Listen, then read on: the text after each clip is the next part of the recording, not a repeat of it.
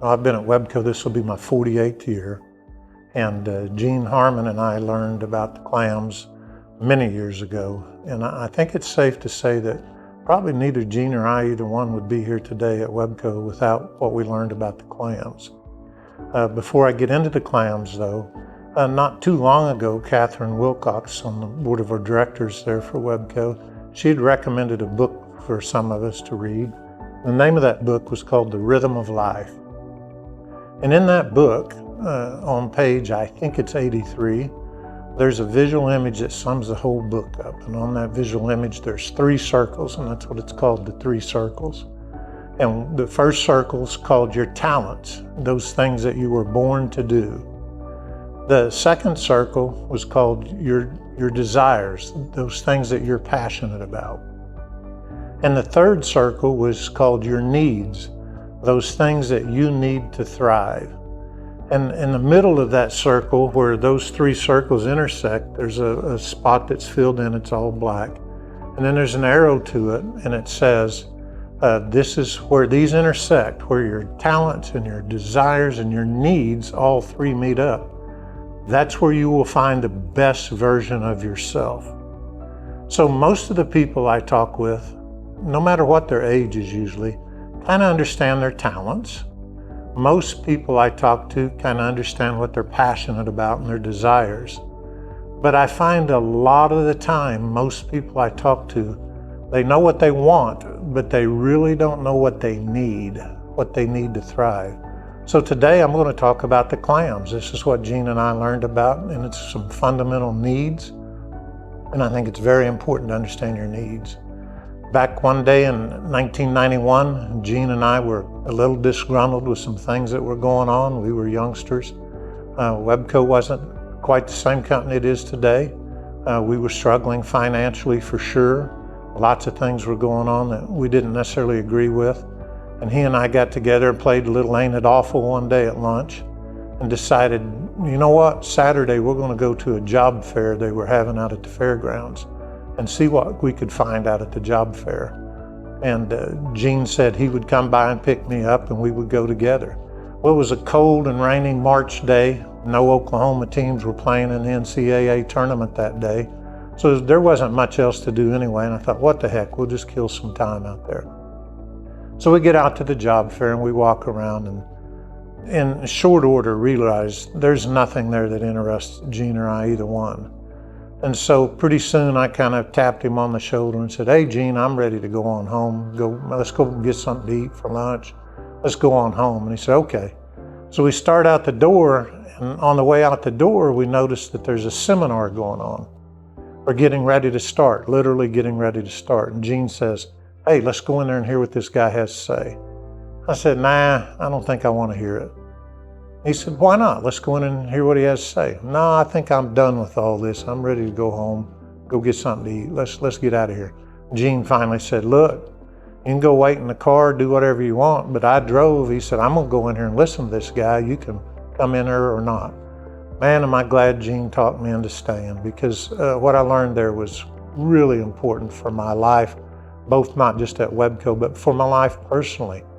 And we get in there and the gentleman gets up, and there's probably 75 people in the room. And he says to the group, how many of you all here today have lost your job and you need a job, and that's why you're here? And maybe 25% of the people raised their hand. He said, well, you need to hear what I have to say today, but you have some needs that must be met now. So hopefully you can find a job to help you meet your needs, but you're not my target audience. He said, how many of you are here today and you have a job, but you're just not happy and you don't feel like you're getting what you need? All of us in there, the rest of us raised our hands. He said, well, you all are my target audience. He said, I want to tell you my story today and see if I can't help you. He said, my family, my wife and I and my kids, we all lived in Boulder, Colorado. Boulder's a beautiful place. He said we loved it there. Our families on both sides were there. He said my kids loved it there. Their cousins were all there, brothers and sisters of mine and my wife. Just the whole family's there. In the summertime, we hiked and fished and camped. In the wintertime, of course, we all skied. life was just wonderful in Boulder, Colorado, and I had a really good job that I enjoyed at a small company there. And he said, you know, one day, some of my college buddies called me and said, hey, in our industry that we're in, they're having a conference out in Las Vegas. And we think you ought to go with us out to the conference, meet us out there, and we'll catch up on old times. He said, I'd never been to one. I thought that was a good idea, so I booked it and went. Got out there, saw my buddies. We were having a great time. We got out and got to drinking a little too much. We were at a restaurant, and there were a whole bunch of us sitting around this round table.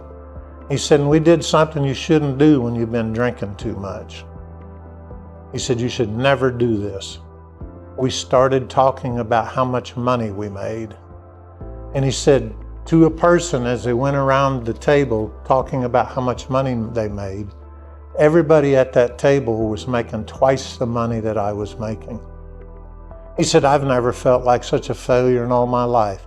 He said, I felt like I'd been kicked in the gut.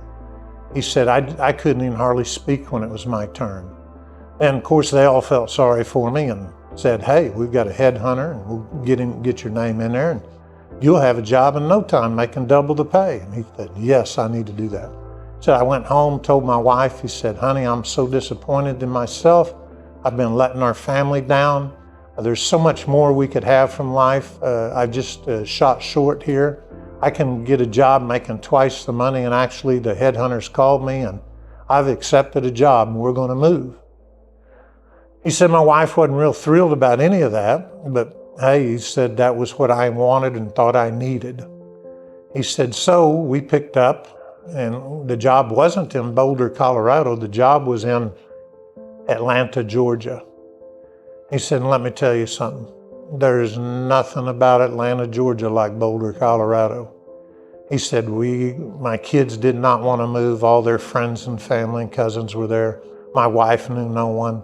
But hey, we're going to make twice the money. We're going to get a much bigger house. Life is going to be good, right? He said, we get to Atlanta, Georgia, and my wife's not happy. My kids aren't happy. And me, he said, I found out a hard lesson in life. When somebody agrees to pay you twice as much money, they expect twice as much work. He said, I couldn't get a breath. I was traveling all the time. I was working a lot of Saturdays. I was barely getting to see my family. My family would sit there all week without me. I'd finally get home late Friday or maybe on a Saturday.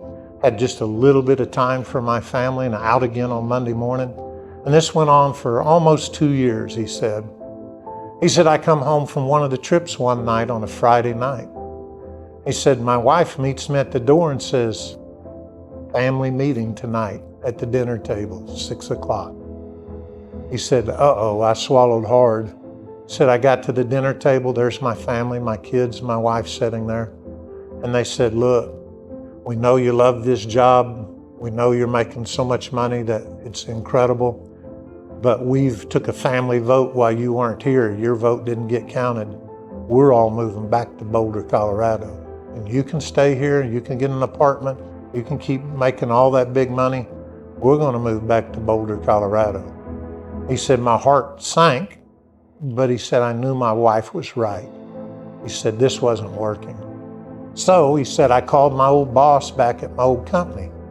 And he said, I said, boss, is there any way that you would hire me back? And he said, well, Lord, no, I can't afford to pay you the kind of money you left for. He said, I don't have that kind of money to do. And he said, I'm not asking for you to pay me what I'm paying.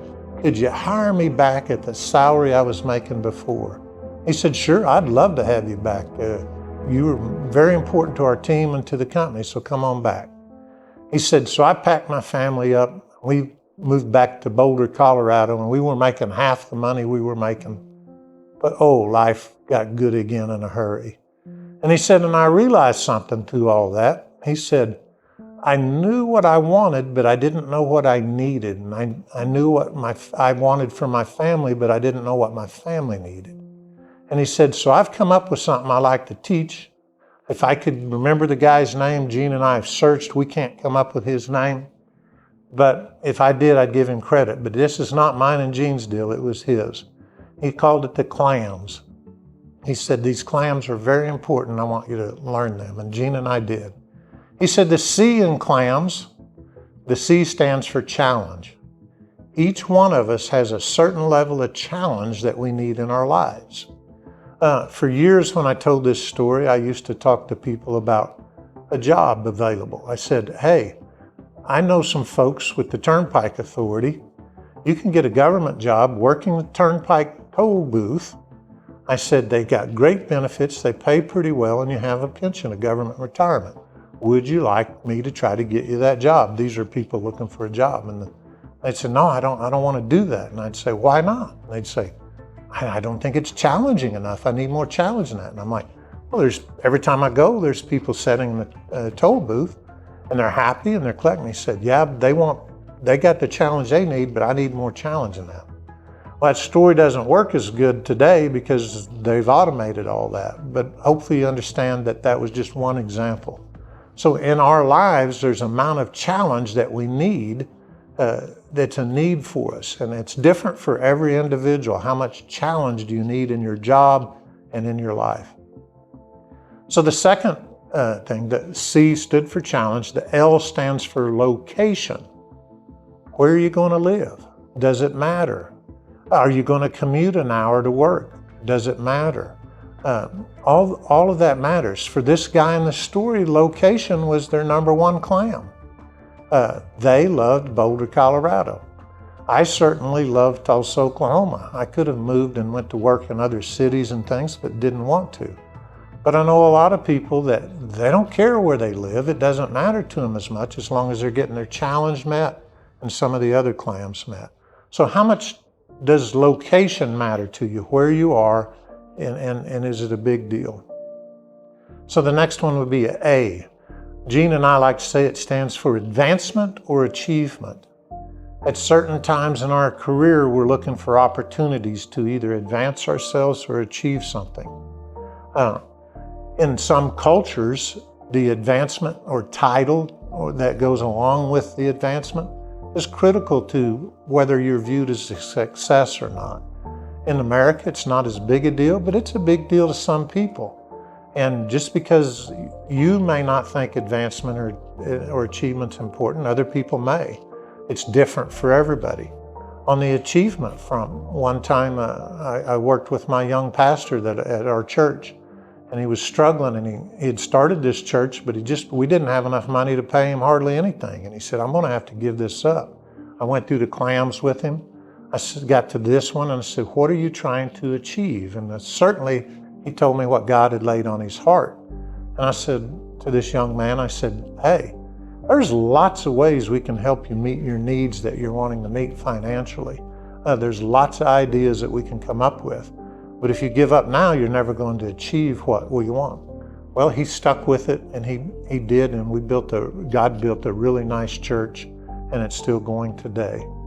And so he was into it about achievement. He realized that was his number one clam. It wasn't the money that he felt he needed to start his family.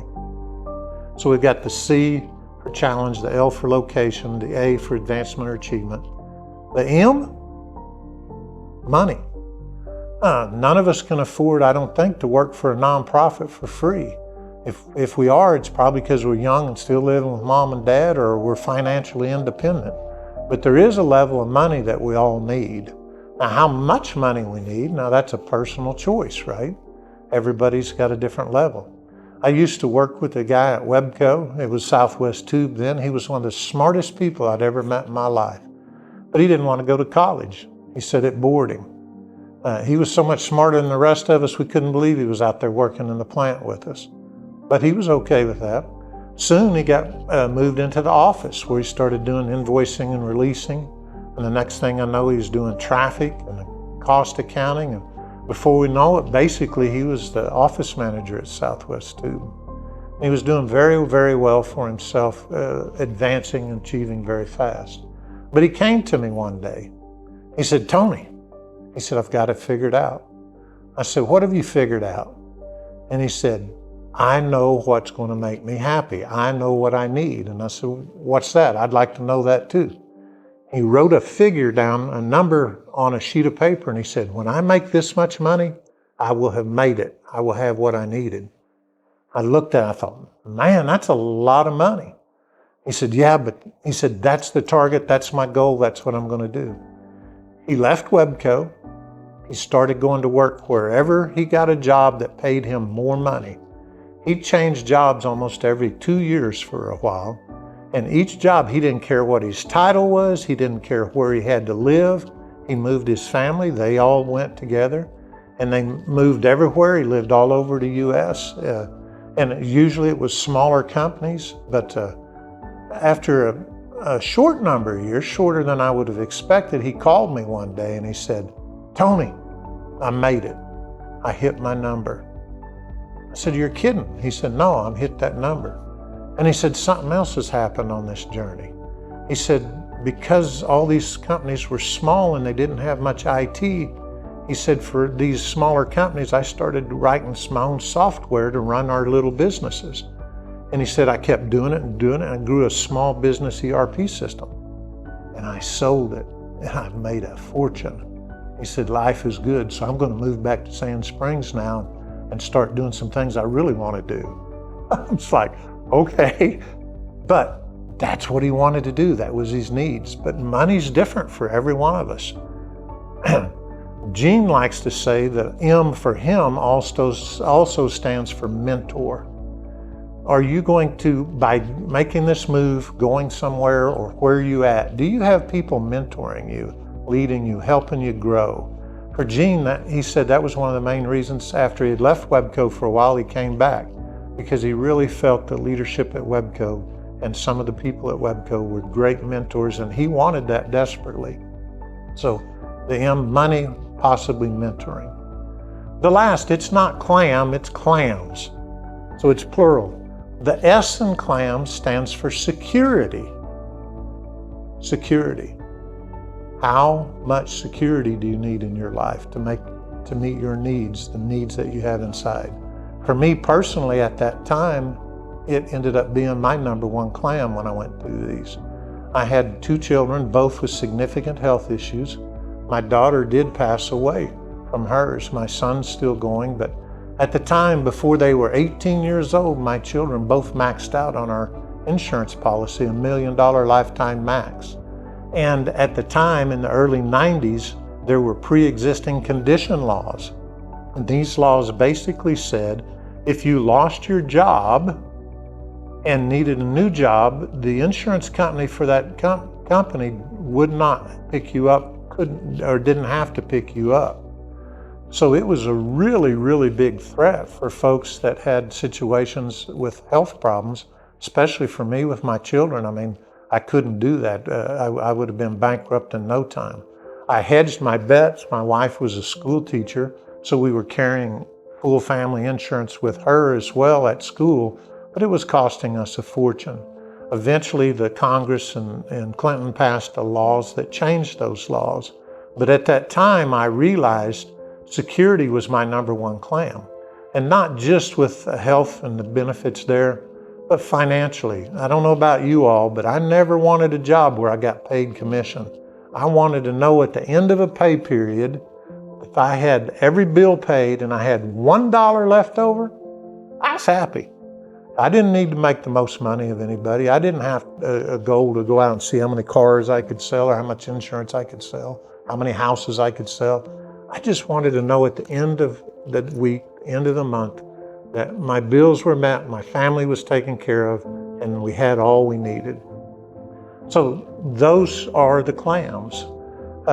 What I want to caution you about is 2 things. One, this guy cautioned us. He said, your CLAMS are your CLAMS. The biggest mistake you can make is start comparing your CLAMS to someone else's CLAMS. That starts becoming what you want. You want what somebody else has. These CLAMS are your fundamental needs, and you need to understand what you need, what really drives you. That's so important. The second thing I'd say is, when you're young and you're single, you have your CLAMS. Someday you meet a significant other, and now it's yours and your significant other's CLAMS. And then you have children potentially, and it's your family's CLAMS. And then one day your children grow up, leave the house, and it's back to you and your spouse again, your clams change. Your clams are going to change all through your life. So it's always good to go back and walk through your clams, evaluating your clams. If you're ever going through one of those life-changing decision modes, like Jean and I were at the time, I would ask you to sit down and go through your clams. So yes, these are your clams, nobody else's, and you need to remember that. And just going through these after that event helped Jean and I realize we were getting everything from Webco that we needed. And I think that's what I did this for you today, is to help you find what you need so you can be the best version of yourself. Thank you.